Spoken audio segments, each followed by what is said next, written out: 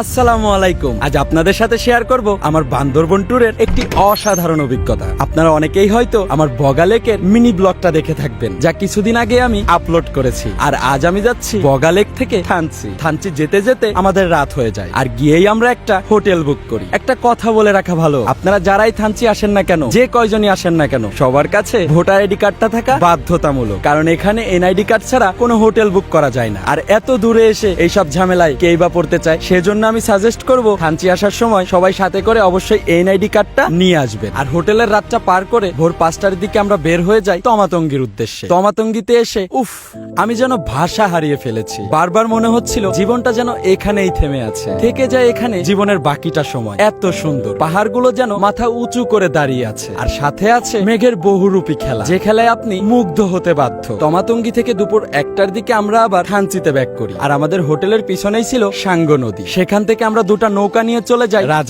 রাজা পাথরের পাহাড় তো আছেই, সাথে ছিল এক্সপেরিয়েন্স করার মতো নদীর প্রবাল স্রোত। অসাধারণ একটি অভিজ্ঞতা ছিল এটি। আর এই নৌকাগুলার ভাড়া ছিল 3000 টাকা করে, আর নৌকার মাঝিকে অবশ্যই 500 টাকা দিতে হয়। একটা নৌকার জন্য আপনাকে 3500 টাকা গুনতে হবে। আর রাজা পাথর থেকে আমরা নদীপথে চলে গিয়েছিলাম কুমারী ঝর্ণা দেখতে আর গোসল করতে। কুমারী ঝর্ণার পানি গোসল করার মতো না, এই পানি তো অনেক ময়লা, তাই আমরা চলে গিয়েছিলাম গোসল করতে চিংড়ি ঝর্ণাতে। আর এইসব পর্ব শেষ করে আমরা আজই রওনা দিয়েছিলাম ডিম পাহাড়ের উদ্দেশ্যে। কিন্তু দুঃখের বিষয়, ডিম পাহাড়ে গিয়ে কোনো ভিডিও করতে পারিনি, কারণ আর্মির চেকপোস্ট ছিল, আর তারা এখানে কোন রকম ভিডিও করতে নিষেধ করেছিল। যাই হোক, যেটা রুলস সেটা তো মানতেই হবে। ভিডিওটা অনেক বড় হতে পারে, কারণ অভিজ্ঞতা তো আর দুই কথায় বর্ণনা করা যায় না। তো আজ আসি, আল্লাহ হাফেজ।